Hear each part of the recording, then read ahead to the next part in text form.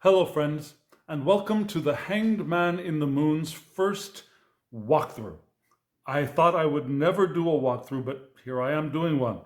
Um, the reason why I decided to do a walkthrough for this was that I have some small qualifications that will help me to present this deck to you.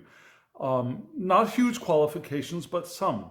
For example, I speak a little bit of Korean. I'm not fluent, but I speak a little bit of Korean. Also, I know a little bit of Korean culture, not a lot, but a little bit of Korean culture. And I also have been relearning tarot for the last year or so. So I think I can do this. I'm not sure because, for one thing, I wasn't entirely sure that this is a tarot. Now, if you see here, when I ordered it, what I saw was Manshin card, yeah, and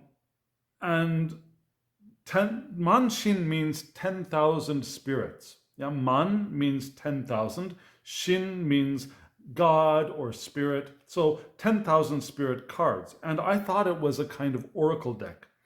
But looking more carefully now that I actually have the product in my hand, and I could not see this very clearly on the picture, but it does say Korea Traditional Tarot Cards. And looking at it more carefully online, I could see where I got confused, but I can also see that, yeah, it probably is a tarot deck. However, the major arcana I'm not sure about. So we'll have to take a look at this together. It's still wrapped in plastic, so I have not seen any of this. But the box it's a thin box, I think. Uh, the graphics look wonderful. I'm excited to see what the cards are going to look like. The packaging is perhaps not very common for most people in the West. You can see there's the guidebook and then another internal box for the cards. So let's open it up and see what we get. Oh, I think this is the front of the cards. This is a beautiful picture. The front, I mean the back of the cards. This is a beautiful picture. It is a common picture that you would see at a temple, a Buddhist temple in Korea. The color scheme is a Buddhist color scheme, and also the style of art is common for Korean Buddhism. So let's open the package. I made a little slit here in the side just so that this would be easier on me and on you. So,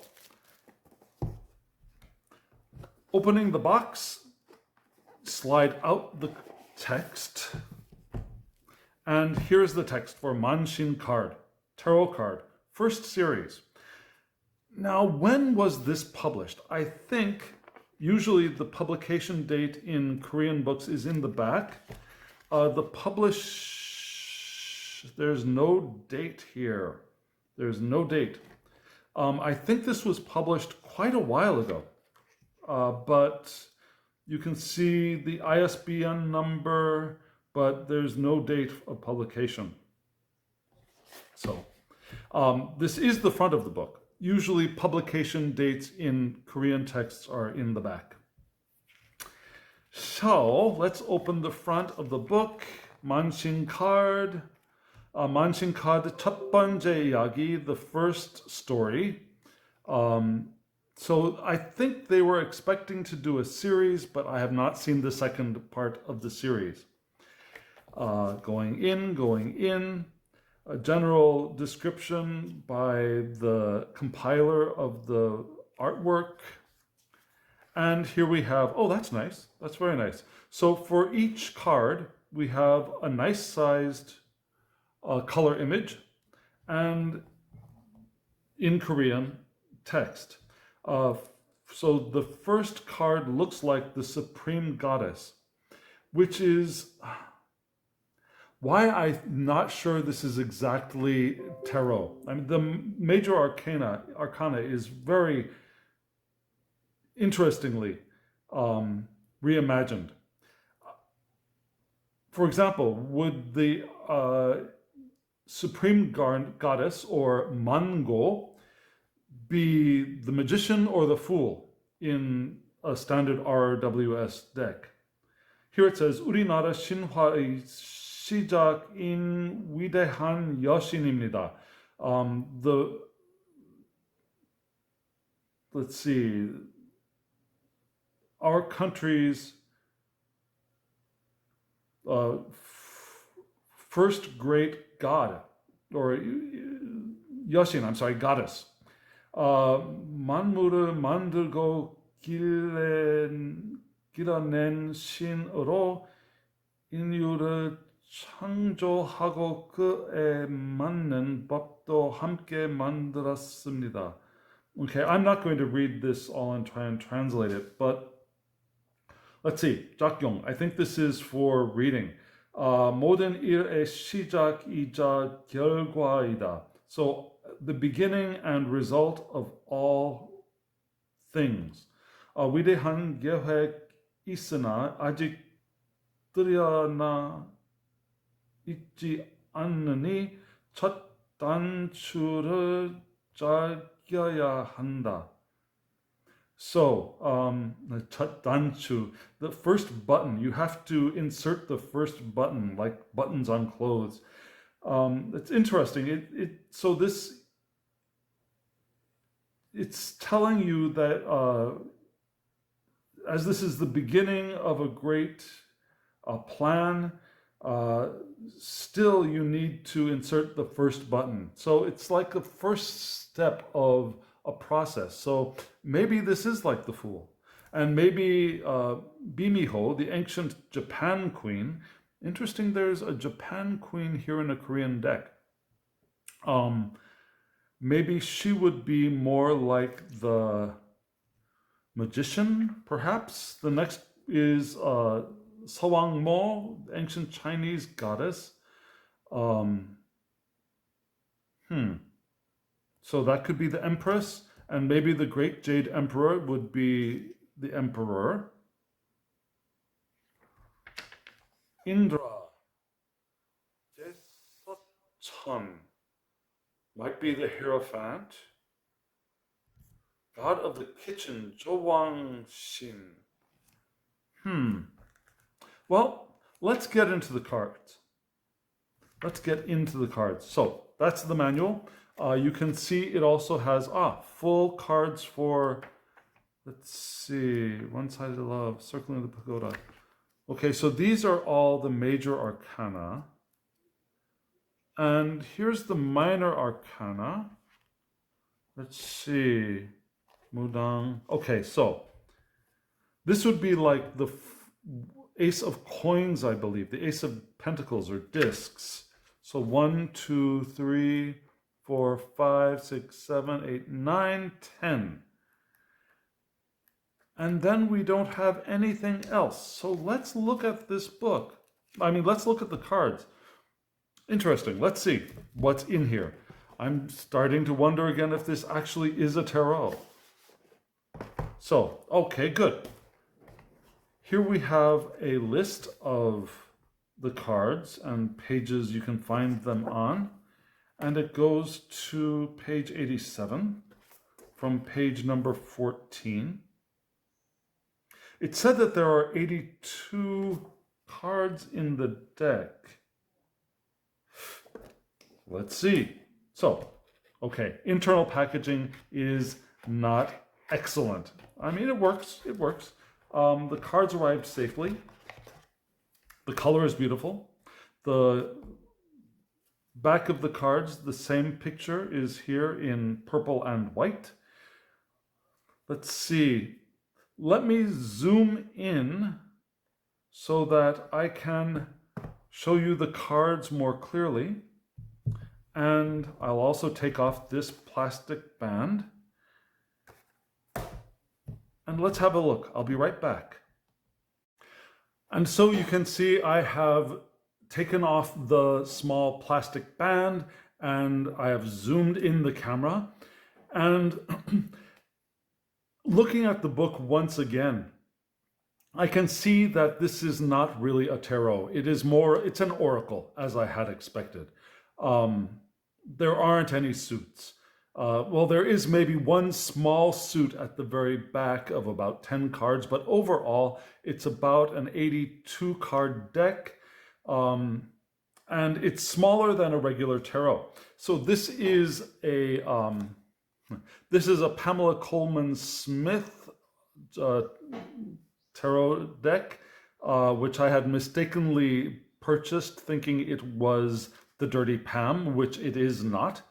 But for size comparison, standard tarot card, and see, it's a little bit shorter and just a little bit wider, right? A little bit shorter and a little bit wider. So, not exactly oracle card size, a little smaller than a regular oracle card size, and a little smaller than a regular tarot deck. So, the first card, the Supreme Goddess. I love her white hanbok with the detailed pattern design and the gold bar used to hold the bun of a woman. It looks like there's a phoenix on that bar. I've forgotten what the name of that bar is called.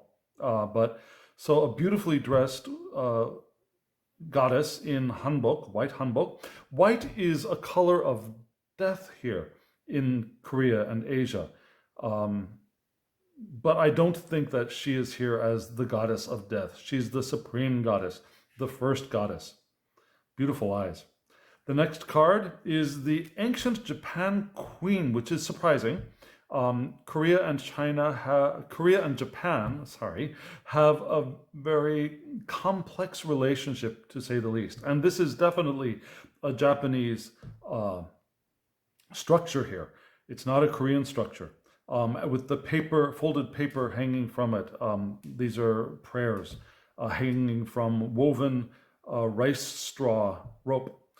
And the clothes are also very Japanese. So I'm a little surprised that they have included a Japanese queen in the deck. However, there is some belief among scholars that a large portion of one of the, shall I say ancient Korean dynasties during during the Shilla unification, which was around 600 AD, one defeated group called Baekje all went to Japan. So there is a connection between Japan and Korea that is very deep and very like sibling rivalry, you might say. So I am surprised that she's in here.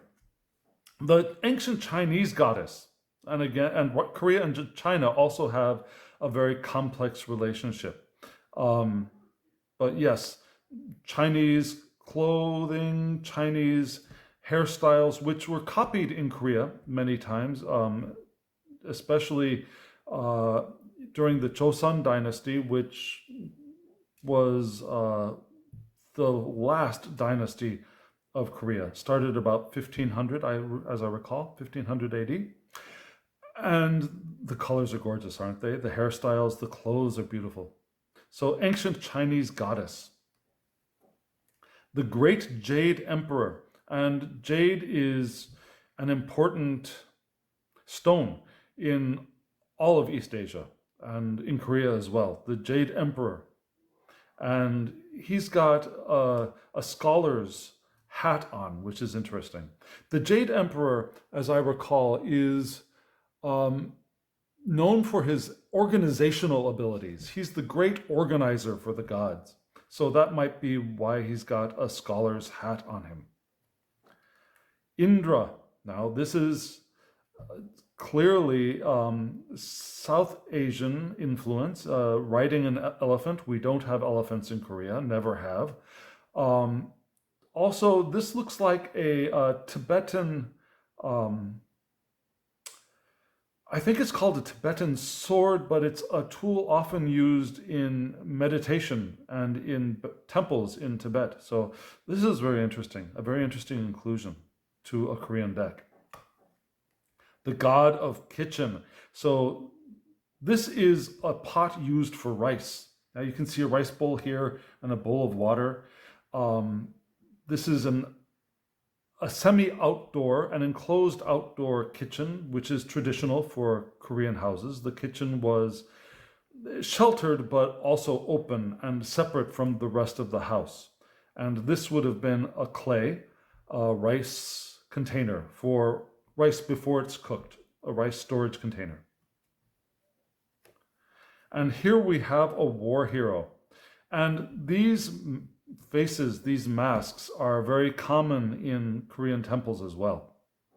A war hero that is to protect and defend, not a very familiar but strong, powerful feeling that we would get in Korea. Definitely army clothing. And yeah, the colors are beautiful, aren't they? I love how they've got the shadow here in the back. That's an interesting touch. And here we have two gym bunnies. No, these are chief gatekeeper generals. Now, usually they do not look like this when you go to temples. There are 4 gatekeepers in temples called Sachunwang, yeah? 4 heavenly kings, which guard the temples, and they are powerful, and actually they are ripped, but not gym bunny ripped, but they are very muscular statues that you will see as you enter most temples in Korea. And they have much more brutal looking faces. These are a little bit more like Muscle Mag versions of 2 of those 4. And this is the Lightning General, a general who is the god, I would say, of lightning. I don't know much about him, but the picture looks pretty clear. Something like a Thor image, although he's carrying a sword. Thor. Yeah, Thor. A white horse general. General on a white horse, wielding a very powerful looking sword through very Korean styled mountain ranges. And this scale pattern is very common in army wear in Korea. The colors are beautiful. I love the coloration of this deck. And this is an ancient Chinese general. You can see some differences in the style of clothing. Yeah? The boots are similar. I mean, overall, the style could be said as being similar, but there are differences. For example, you don't see the same kind of shielding around his shoulders here. And the cut of the upper garment is very different. I really love the backs of these cards. It's one of my favorite backs, I think.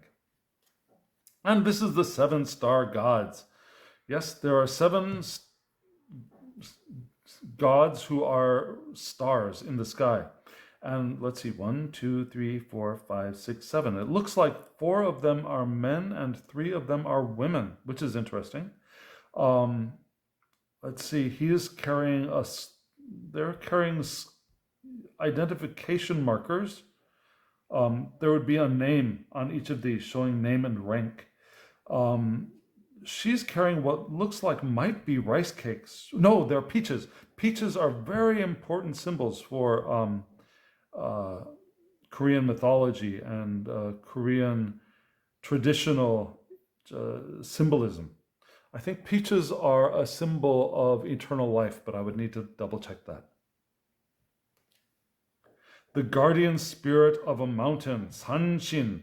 Now, Sanchin, the mountain god, originally is a woman god. This is a man, but you will see in just a moment, I believe that there is the woman. Yes, the woman guardian, I think, is the more ancient, the older tradition, and the man is the younger. You will see pictures of both of these in temples Buddhist temples in Korea. In most Buddhist temples in Korea, they have brought in traditional shamanistic, we call it shamanism here in Korea, shamanistic images and gods into the Buddhist temples. And that happens pretty commonly around the world. And so one of those is the Sanchin, the Mountain God. And there will be a separate small building in a Buddhist temple, a large Buddhist temple, that will have a picture of him and a small altar in front of him for giving offerings to the mountain god. And usually it's a man, but often it's a woman, and I believe the woman really is the first, the oldest version of the mountain god. The goddess of three goddesses, also, of course, women, goddess. You can see they're holding Buddhist prayer beads and they're wearing Buddhist clothes, which is interesting. The sun and the moon here together, it's an interesting touch. You'd have to look to see what the meaning is. I don't know if you've noticed the borders here. The borders are, I think, lovely. This square image is a common style in traditional Korean architecture, and it's nice to see that brought into the borders of the deck. And here we have 8 angels. 8 angels. Now, let me check for just a moment to see if I remember that this image, I think this might be a legend that I actually remember. Let's see, the 8 angels.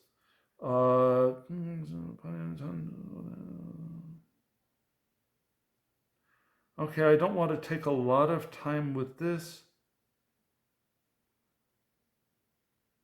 Yeah, they're beautiful goddesses, young goddesses, maiden goddesses. And I don't see a direct link to the myth that I was thinking of. There's a myth where maybe it was 7 goddesses come down to bathe regularly in a lake, a holy lake, and they are seen by a mortal human man, and the mortal human man falls in love, and the story moves on from there.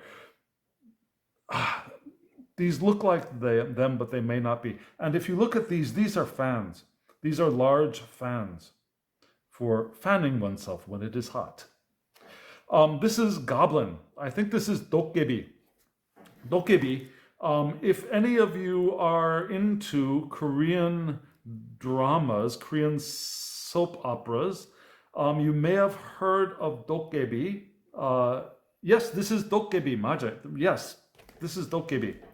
Dokgebi, there's a very, very popular TV series in Korea. It's over now, called Dokgebi. And this is the original Dokgebi. Dokgebi was originally a general who fought in battles in China, and he won, and the Chinese hated him, and he became a god in Korea. So this is Dokgebi. And he is a prankster, a little bit of a trickster, but he's also a protector spirit. And the legendary fox with 9 tails, yeah? Gumiho, the fox with 9 tails. There's also a Korean drama named after her. She is an eternal goddess. She's not a goddess, actually. She's an eternal being who sometimes is seen as evil, is seen as a trickster, but also is known to fall in love with men in Korea. So, a beautiful picture of her. Now, this is interesting. This looks like a foreign ambassador to Korea, an exotic god. I can't tell you why. You can see very European style buildings in the background. I don't know why this bird would be here. This bird would be South American, and the figure does not look South American to me. Anyways, maybe a foreign ambassador to Korea has been added into this oracle deck. Lovely face though, lovely clothes as well. Foreign shaman. So Korea is originally a shamanistic, well, we call it shamanistic uh, country. And we still have shamans here. Shamans are still employed to clear away evil energy and evil spirits. People go to shaman to get their fortunes told, to be healed of diseases. These are Japanese. You can see the Japanese gate here in the back, the hanging paper prayers, and the Japanese clothes. These are Japanese shaman. A little guardian. This is a little guardian wearing. Now these sleeves are very, what? They're very traditional and often worn by children, mostly worn by children. And so I guess like little guardian. It says girl. Let's see if there's a little guardian boy. Yes, there is a little guardian boy, also in a child's traditional clothes. Wealthy child's traditional clothes, but traditional clothes from the Joseon dynasty. And you can see here they're offering fruits, apples, pears, and persimmons, very common offerings. And on the right, you can see, it looks like preparations for a tea ceremony. Looks like they're boiling tea in a teapot. This is a coal burner. Lovely, lovely little children. Also, in Korea, blue is for boys, red is for girls. So let's move on to East Heavenly King. Don't have much to tell you about him. His clothes look Japanese to me. I'm not sure. I'd have to read the book. It would make sense since Japan is to the east of here. Looks a little bit kimono-ish, but I would have to check. South Heavenly King. So, this is interesting. The clothes here look not traditional Korean. I'm not sure. I'd have to read the book. Oh, here are two goddesses. This looks like the hungry ghost, and this looks like I'm not sure. I recognize the face, but I can't place the name. Let's move on. And the West Heavenly King, perhaps more Chinese in look. The dragon, I love dragons. The dragon, I am a wood dragon, astrologically, in the East. So, lovely white dragon. And the North Heavenly King, perhaps a little bit more Mongolian, maybe, I don't know. You can see two more demons in the back. These two demons are not necessarily evil. They could be very much a guardian demon. They look guardian demon-ish to me. And this is also dokkebi. You see this symbol here? This symbol here is also the symbol of dokkebi, the card we saw earlier. That is also the name of a Korean soap opera. The Judge of Death. So, in Korean tradition, also, when you die, you go and you are judged. And this is the judge you would meet after death. And it looks like there's a little dokkebi here too. So, Acheron. This looks like the river that you would cross or go down after death, to me. And look, there's a building on fire here. That's interesting. The moon in the back. And this reflection, I think, is supposed to be of a moon, but it also looks like the headpiece of some of the gods here, just because of the way it's drawn, being faded out by the movement of the water. That's interesting. It looks like an Indra headpiece to me. Dragon. Is that white? Well, I don't know if you can see the color clearly here. Yeah, I think you can. It's not white. It's a very, very light blue, almost a steel blue color. And I love dragons. Dragons in the East do not have wings. They fly just because they fly. They don't need wings to fly. Tiger. So tigers are also very important animals in Korea. There's a legend in Korea where a tiger and a bear, let's see if there's a bear. Not yet. Okay, so a tiger and a bear both want to be human. So the god tells them to go into a cave and eat only garlic for 100 days. And so they both go in, and the tiger is impatient, does not make it the 100 days, and comes out and remains a tiger. The bear eats the garlic for 100 days and comes out, and the god turns the bear into a beautiful woman, and I think marries her. So tigers are important. In fact, we Koreans believe the shape of the Korean peninsula is in the shape of a tiger. And also the tiger is on the Korean soccer team, if you are into soccer. So yeah, tigers are very important for Korea. Household god. It's interesting that the household god is a snake. Snakes, they make alcohol with snakes. Now, what does that mean? So they make alcohol and they put a snake into it, or part of a snake into it, and let it sit for a period of time. That could be a month, a week, a year, 5 years, 10 years, and that is supposed to be a healthful alcohol, medicine alcohol. Korea has a lot of kinds of medicine alcohol, and that's one of them. Snake alcohol is one form.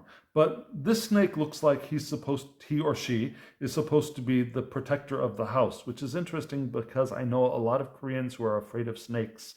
Interesting.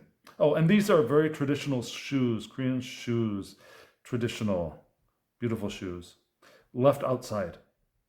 You would step up here to go into the house. Village. Now, at the entrance to a village, there is always a sacred tree, and there are two wooden guardians at the entrance of a village traditionally. But always there's a guardian tree, and around the guardian tree there would be dried rice plants twisted into a rope around the tree to prevent it. Actually, there's a reason for that. That rice rope helps prevent bacteria, some bacteria from growing. And so doing that actually has a scientific purpose behind it. And also you can see piles of stones. Piling up stones for prayers is also very common in Korea. And these colors are very common for shaman, shamanistic worship and shamanistic practices. So the village guardian is one of the shamanistic traditions here. The wedding table. Ducks are symbols of weddings.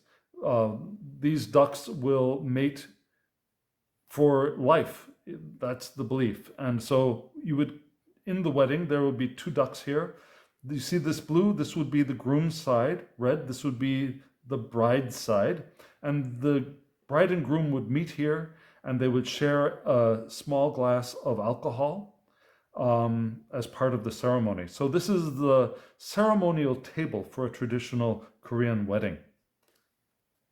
Childbirth. Now, again, the twisted rice plants are also to help ward off viruses and bacteria. Also, you can see these are pine tree branches.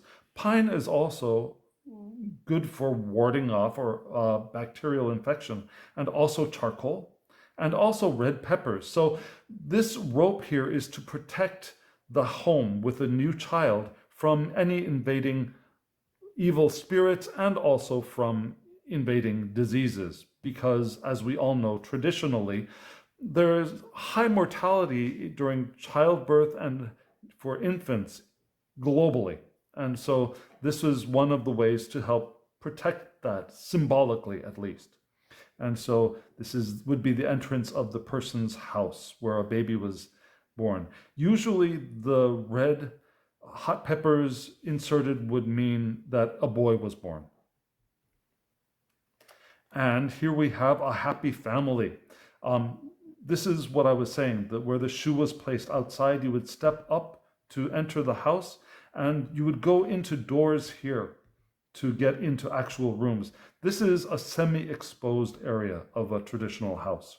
And here on the ground there are chickens and chicklets, and maybe this is a rooster, in fact. Okay, so a happy house. And this is probably fermented bean blocks, which are used in commonly used for everyday traditional cuisine. Playing on the swings. Now this is something that was done during the Joseon period, because women were not allowed to go outside or leave the house, especially not uncovered.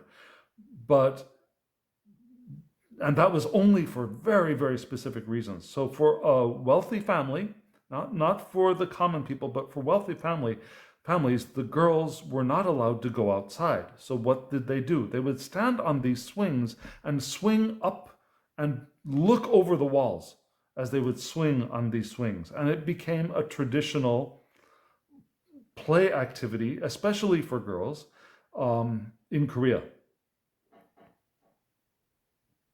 Next, Korean jumping game. This is also a traditional game. You'd see another way to look over the wall, right? You can see this girl looking. Who is that? He's cute. So yeah, the girls would jump. It's like a seesaw. It's like a homemade seesaw. There's something here in the middle being the fulcrum, and one girl would jump so the other girl could fly into the air and see over the wall. Traditional clothes, traditional shoes, very Joseon period clothing. And the noblewoman, yeah, this is mom. And there are two servants out in front, sweeping the ground. This is a dirt ground, but keeping it clean. Shoes, it's interesting that these shoes don't seem to be very well organized, and she seems to be concerned about something. I don't know exactly what that is. Here you can see paper doors, paper-coated doors for the interior rooms of the house. And here we have a young man in a straw hat, a traveler. He's carrying his pack, wearing straw, rice straw woven shoes, looking at a cute little frog as he travels. The hat is also made of straw. Don't you? The background, the mountain ranges here are lovely. I'm really glad I got this deck. I need to study it, but I'm really glad that I got this deck now. Gentlemen, so this is in Korean, yangban, a gentleman from a wealthy house, not nobility necessarily, but a wealthy house, wearing the hat of a wealthy man. This hat is made out of woven horsehair and dyed black. White clothes here are not for death, but for purity. And the yangban, the gentlemen, usually wore white, and they're usually scholars, considered scholars. Their main job was studying and doing paperwork in the period. Here we have returning home in glory, yes? But it also is what a groom would look going to the home of a bride. The groom would visit the home of a bride to perhaps get the dowry, to ask for a wedding, and this is a kind of screen held up to shield the face, because the bride and groom should not really see each other until after or during the wedding ceremony. So this kind of see-through screen is commonly used. Was commonly used, I should say. Was. They don't do this anymore, except when you go to a traditional style wedding as a kind of event at a folk village, for example. Beautiful horse, yeah, and holding up something to shield the gentleman from the sun. Here is a memento for reunion. I have nothing to, well, yeah, I do have something to say. You can see that this is a coin that has been split, or a disc that has been split. The top part has a knotted hook. The bottom part has knotted tassels. This is a very traditional Korean craft, this kind of weaving of tassels. And this kind of thing is used especially for women's traditional clothes. Beneath the jacket and hanging over the skirt, they would have this kind of decoration hanging. And maybe we'll see an example of that later on. Okay, this is a thief. Yes, I was going to say a thief. You might get ninja vibes from this, and probably that is where this comes from, yeah? But in Korea, this image is the image of a thief. Broken mirror. Broken mirrors are also very bad luck in Korea. You can see a little rice table here and a lacquered, probably a lacquered chest of drawers. This is a virgin ghost, very, very frightening in Korea. Koreans are very frightened of virgin ghosts, especially, they're all female. There are no virgin male ghosts here.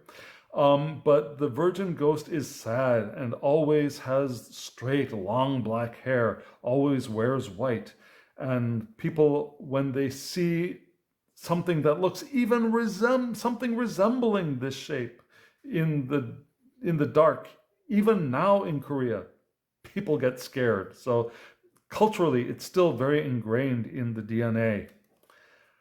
A person who wants to leave a long way. Now, this is an odd translation. I'd have to look in the book, but I'm not going to take time.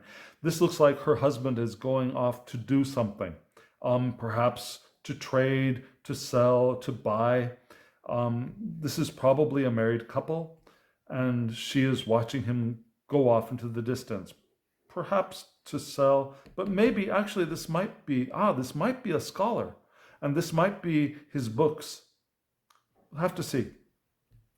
Okay, so here we have the traditional bar. Now this is a traditional bar in Korea, and so traditional bars were outside things. People would sit outside on wood platforms with small wooden tables and have small cups of, this looks like rice wine. Korean rice wine is a little different from Japanese rice wine because there's still the rice and the rice powder inside of the alcohol. So it has a murky white, almost milky color to it, but it tastes wonderful. And Koreans always have food with their alcohol. And here are the bottles of, it's called makgeolli, rice wine. Secret love affair. Okay, so you have a rather well-off boy and a rather, she might be a courtesan. She looks like she might be a courtesan, a giseng, just because her hair is down and she's not hiding herself, and she's meeting a man outside in the dark. You can see the shock in the expression of the woman peeking on from behind. Traditional water wheel here in Korea as well. Okay, straw effigy for exorcism. So the shamans here do use dolls, but they're made of straw here. And they are used to, it looks like they're being used here to get rid of ghosts rather than to curse somebody. And you can see behind this yellow, this is painted with not traditional Korean letters, but with characters, symbols that are to be a kind of curse or a kind of protection spell. This would be probably a protection spell. And people sometimes you still use these in their daily life. Okay, so here we go with the waterfall training. This is a practice here in Korea as well, to sit meditating underneath a waterfall. You can see the fishes swimming around. This is interesting, this water break up here, kind of mimicking the water breaking over his head. So he is still like rock, I suppose, maybe. The fish are two different colors. That's interesting as well. Let's move on. Nothing much more to say to here. A bachelor ghost. Okay, so there are bachelor ghosts, but not the same. Yeah, bachelor ghosts want to get married, but people aren't so scared of bachelor ghosts here. They're scared of the virgin girl ghosts. You will rarely, if ever, see a bachelor ghost in a Korean horror movie. Prediction. So, the way we sometimes read tea leaves in the West, rice can be read. Yeah, rice can be tossed and patterns read in the way the rice lands on a table. And these are Korean traditional socks, bosun. Okay, hunters. Well, you can see that. Hunters tracking the deer. No next explanation here. These trees, a lot of them, oh, it's so sad. A lot of these trees were cut down during the Japanese occupation of Korea. And they haven't come back nearly well enough yet. We're trying to bring them back. But these aspens were beautiful, straight, very, very beautiful trees. Government office. Yes, so this is a government official. And this is a guard or a soldier. This is a scholar, and this is a person on trial. Yeah, you can see him tied up in the back. And Korean men traditionally would not cut their hair. That was seen as an affront to the parents. Yeah, if you cut your hair, you're disgracing your parents. You're cutting off what your parents have given you. And so traditionally, Korean men would not cut their hair. Nor would Korean women, of course. Prayer, clear water. Yes, one way for Koreans to pray in the shamanistic tradition is to pray during moonlight in front of clear water. And here we have a wrecked ship. Well, that looks like a problem. I can't think of anything particularly different about this. Wrecked ships are wrecked ships, I believe. You can see perhaps some seaweed, two men in the water. Traditional boat, though, a traditional sail and a traditional boat. Step on the straw cutter. So this is a dance performed by a Korean shaman.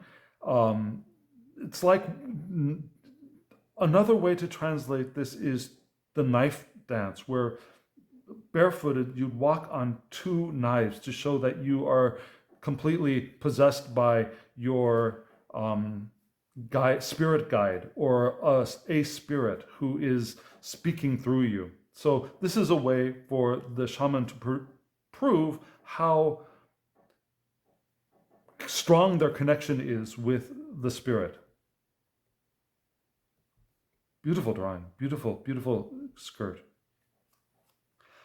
Funerals, yes. Traditionally in Korea, we would have this kind of funeral procession.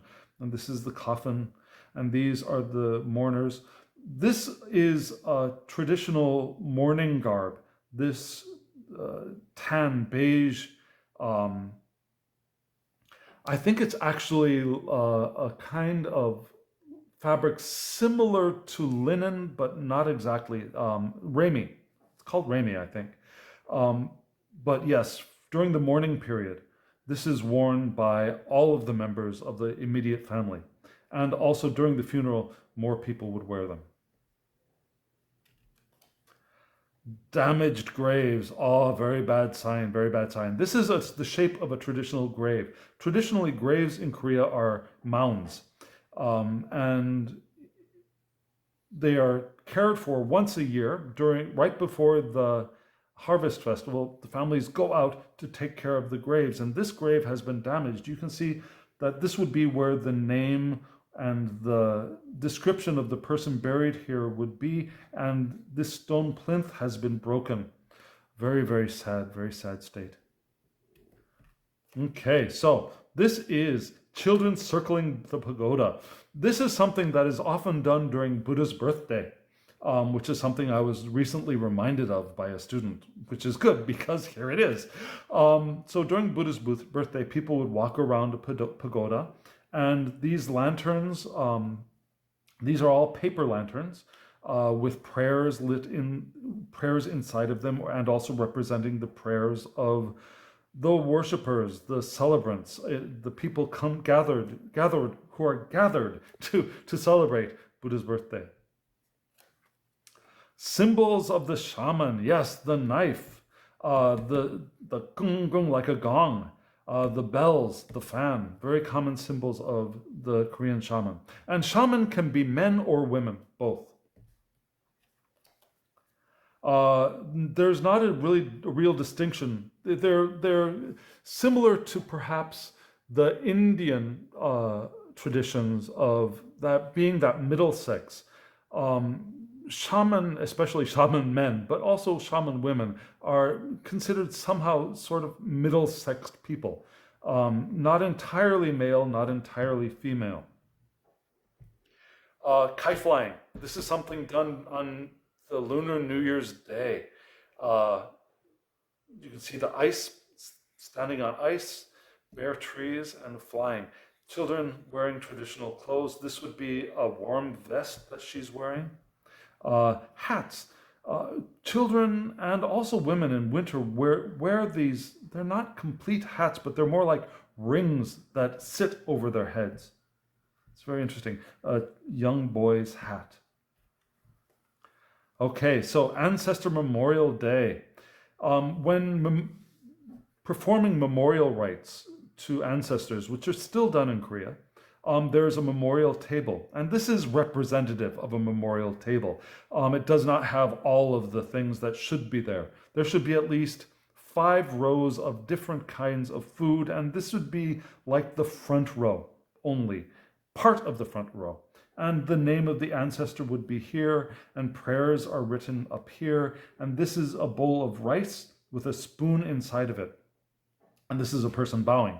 Now, that's one reason why in Korea you do not put your spoon or your chopsticks inside of your rice bowl, because that's what we do when we are giving the rice to our ancestors, our dead ancestors.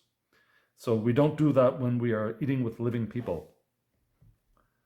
Okay, the next one is one-sided love. Well, very little to explain here. This is a man reading a book on a traditional book table in Korea. A woman hiding behind a paper screen to see but not be seen. So it looks like she's in love with him and he is oblivious. Beautiful traditional pottery there. Interesting that the flower here looks wilted in the direction of the woman behind the screen. That seems pretty significant. Oh, and also, traditional Korean furniture usually has these brass fixtures on them, brass corners and brass handles and brass hinges. It's really lovely. And the water jar, traditional Korean dress, Korean socks. These are socks, they're not shoes. And she's standing on a water jar. I can't tell you why. Maybe it's a form of prayer. This looks like it might be a winter garment, but I'm not sure about that. Night traveler. Okay, someone who travels at night. See the fog, that's beautiful. We don't see fog here very much anymore, but fog, the moon in the sky, the colors of this deck are just beautiful. I'm be interested to get to, look at that. I'm sorry, just notice. That looks like a woman standing at it's not a gate. It looks like a storehouse, a storeroom. Interesting. I'd be interested to see what that's about. And also there are things hanging from the corners of the roof line. You see this? This is a traditional Korean style roof. Usually they're pointed up a little bit more at the edges. But people would hang things from these corners traditionally. Okay, pheasant hunting. Koreans used to love their pheasant. You can't get it anymore. But yes, pheasant was a very common and used to be, I think, a little bit expensive, but not rare food. And so here's the hunter in hunter's garb. Achievements. So this is a governor, or probably a governor, maybe a king, giving a scholar or one of the lower people some kind of an award. So yeah, there we go. And this is a scholar's belt. These belts are very interesting, very, very interesting. They don't seem to actually serve a functional purpose. Grandmother in a very wealthy house, a grandmother sitting on her grandmother's throne with her pillow to lean on, in a very common female pose. Yeah, yeah. And sitting in front of a painted screen. This would be painted paper on a bamboo or wood screen. And here's grandfather sitting in more of a chair. Chairs are not common in Korea. So this would be a very special place and a very special occasion for him to sit in this. This is not a commonly worn hat. So grandfather is sitting here for some special purpose, holding his fan. Paper fans, folding fans are common for men here in Korea, traditionally. So here's a Korean shaman, and this shaman could be a man, could be a woman. We don't know. Just by looking at this picture, we don't know. They would both be dressed the same. And you would see here the feathers in the shaman's hat, pheasant feathers. The bells, I should say, the bells, the paper fan, yeah. Shaman hat, always red with these beads. The colors of the sleeves, always the same. Rice planting. Rice planting is a very important activity in rice-eating countries. We only have one harvest in Korea. In Southeast Asia, they can have 2 or more harvests, but we only have one harvest here in Korea. So the planting time and the harvesting time are very, very important here. Okay, so this is the seal of the royal inspector. Yeah? People with government officials would carry large seals like this, and they would be about the size of a large man's hand, about this big, in metal with a knotted rope for easily carrying around, and there would be some symbol on there to show the rank position of who this is, and this is the secret inspector. So, like traditional James Bond. Now, this is where I thought, when I saw this, I thought, oh, well, here's a suit, and this is the suit of coins, kind of, but not really. There are only 10 coins, and I would need to look at the book to actually see what these are. But yeah, money coin 1. And this is rice straw. This is what a traditional raincoat would be. Yeah? A rice straw shawl and a rice straw hat. And the 2 of coins, 2 money, 2 coins. These are tiles for a tile roof. And it looks like these are the people either these look like they're probably roofers rather than the ones making them. Okay, 3 coins, 2 wealthy people. Looks like during the cherry blossom season, which would be right at the end of winter, the very beginning of spring, lasts very short. The color almost looks like plum blossom, but I'm sure it's probably for cherry blossoms. The cherry blossom viewing in Korea is a very spectacular time for Korea, and also when the leaves turn during autumn. Okay, 4 coins. Looks like lovers on parade. Yeah, 3 couples. The 3 women, I'm not sure if they are concubines, if they are actually, not concubines, but courtesans. They could be courtesans.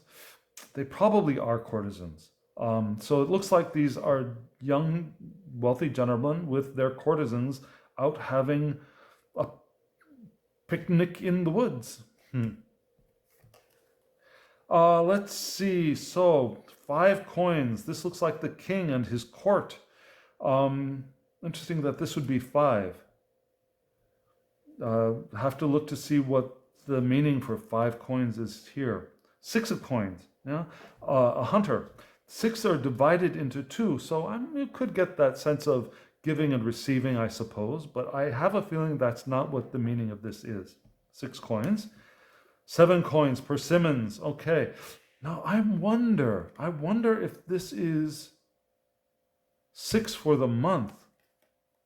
No, 7.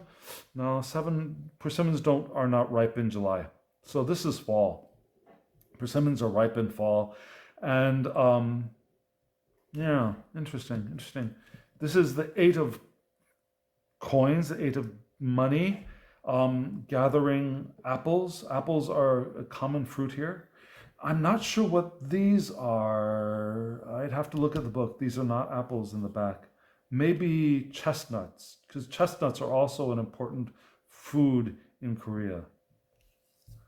The 9 of coins. Okay, so bonfires. Bonfires are traditionally used during pre-Buddhist, shamanistic culture celebrations. Bonfires were very common. Don't see them so much anymore. But yeah, bonfires were traditional here. So the 10 of money. I think we're coming to the end. Interesting that there are tracks here. It looks like tracks in the snow at sunset or sunrise. Can't know that. Divided into 2 sets of 5. Interesting. These are traditional coins. I don't think I mentioned that. And that's the last card in the deck. So, what do you think? It's a gorgeous deck. I think it could be read as intuitive reading for intuitive readers. Knowing some about Korean culture could be helpful. The book is all in Korean. I cannot find an English translation, but who knows? If you're really nice, I might try translating this someday. Someday, maybe. Yeah, here it is. Tell me what you think. Look in the comments below. Tell me what you think. If you're interested in this deck, if you know any of these images, or if any of these images sparked connections to you with your traditions, with your mythology, or your traditions. Yeah. No matter how distant cultures are around the world, we can always find some buried common themes, common symbols, common images. And maybe you've seen a couple of things and thought, oh, that reminds me of blank, blank, blank. So if you see something like that, or you recall something like that, write it down. So friends, this is the end of my extremely long first ever walkthrough. I think this is a gorgeous deck. I'm really happy I got it. And thank you if you're still here, thank you for watching to the end. Goodbye. Sorry, one thing I forgot to do is talk to you about cardstock. So this cardstock it's thin, but it feels it's slightly smooth. It's not a linen finish, but it's not horribly glossy. Let's see how it shuffles. Yeah, I'll split it up, and for those riffle shufflers out there, oh my God, it shuffles wonderfully. It shuffles wonderfully. There's a little bit of a bow in the cards, you can see, but I'm sure that bow is going to go away with use, with proper bridging. So here's the shuffle. Here's another shuffle. Yeah, it shuffles wonderfully. The cards are thin but sturdy. Yeah, this will last. This will last a long time.